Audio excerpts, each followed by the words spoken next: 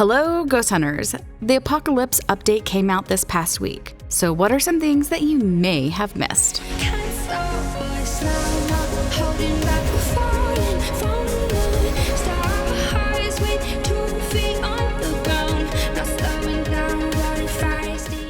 I won't be covering all the details of the update as I focused on most of the major things in this video here.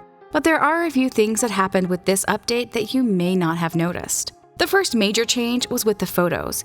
You may have noticed that you can now have 10 photos displayed in the lobby. But this isn't the change I'm talking about. The entire point system for the photos has been scrapped, and I couldn't be happier. That system was so confusing and convoluted. You still get a star rating, and paid based on the star rating, but you now have a more simple way to determine how much you'll make from your photos. If you get a photo of the ghost, it's $20 if it's 3 stars, $10 if it's 2, and $5 if it's 1 star. For a used crucifix, dirty water, or a bone, you'll get $10 for a 3-star, $5 for a 2-star, and $2 for a 1-star. For everything else, you'll get $5 for a 3-star, $2 for a 2, and $1 for a 1-star. This includes dead body, interaction, fingerprints, footsteps, cursed possessions, salt pile being stepped in, dots evidence with the ghost, and ghost writing. Photos are no longer affected by the difficulty multiplier, but according to the developers, with these changes, you'll be getting more than before.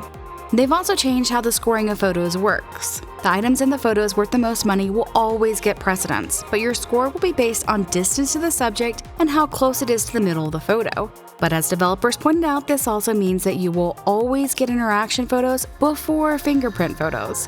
So you'll need to either use UV lights when ghosts interact with doors or willingly take 2 photos to see if the second is labeled as fingerprints.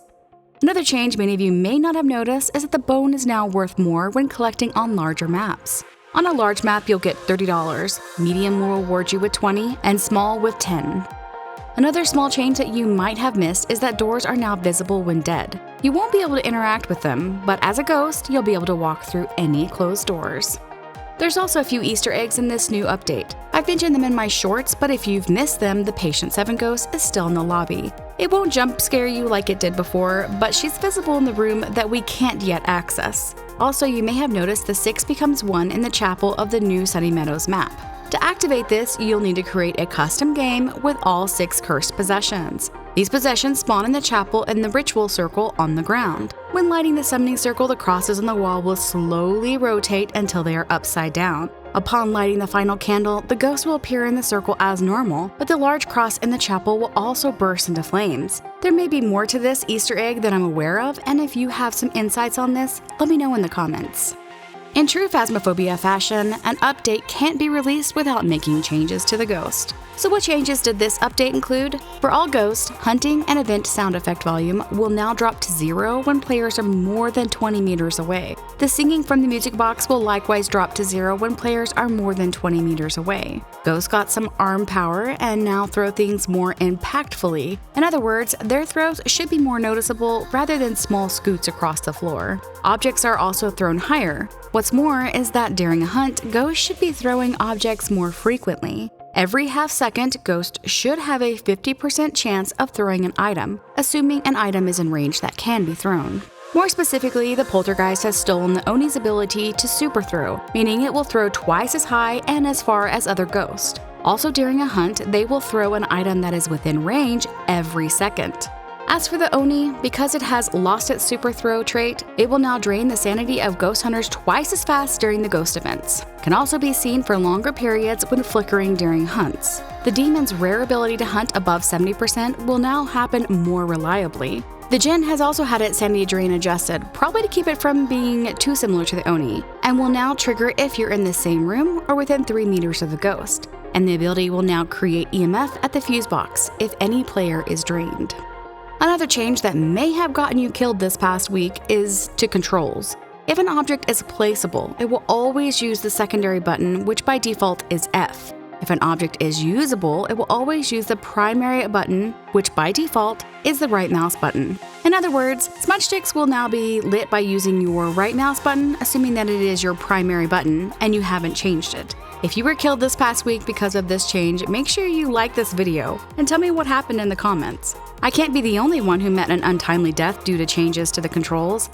And finally, let's talk about reporting players. The snitching, reporting players, system is available in your journal. If you believe players are breaking the terms of service, you can report them and it will be reviewed by the team and players will be punished accordingly. Bans are progressive and increase in duration for multiple offenses, and apparently some offenses may start further into the chain than others. It starts with 2 days to 7 days to 30 days to permanent. And if you abuse the system, you too can be banned from using the reporting system. To report someone, open the Recent Players tab in the journal and click the report icon next to the player's name. If you are banned, you will still be able to play single-player games. Okay, so I'm fairly passionate about this topic, mostly because I feel like as players, if someone is being a douche canoe, you can always just leave. If there's any one thing I stand behind when it comes to gaming, it's that it should be fun.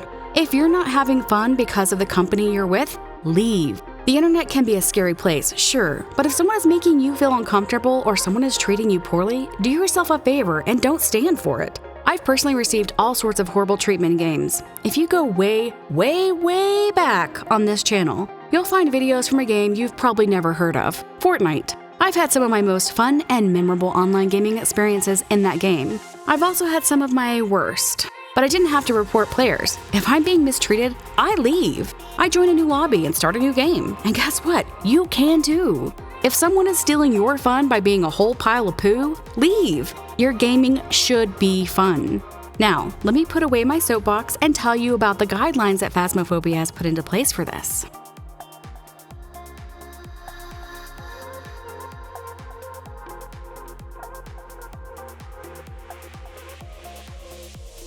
And this is not a complete list by their own admission. Jeez. Someone call Big Brother. Specific issues I see: first, ruining games. If you've watched anyone stream this game, and I'm guessing that we all have, we know that sometimes streamers have specific griefing-like things that their viewers request that they do. I've had sanity pills hidden, smudge sticks lit in the van, all the pictures taken, etc. I have a whole playlist on this channel where we try to get our teammates killed. Second, offensive in-game names or inappropriate in-game names. How many of these have we seen? Do you know that some people are afraid to call me Chickie? Even though literally people I know in real life call me this? I chose this name for myself. You can call me Chickie, but some people are terrified to call me Chickie because they're afraid it might be offensive. I have a whole lot of thoughts on this reporting system, and I personally feel it should have started with cheating and ended with cheating.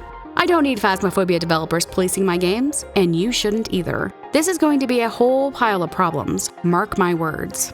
Whew, now that we got through all of that, did I miss anything from the update that you felt needed mentioning? Is there something you'd like me to look into more in a future video? Let me know in the comments. If you feel like the new reporting system was needed, tell me why. I'd love to have someone change my mind. Thanks for watching. Remember to like and subscribe, and as always, happy hunting.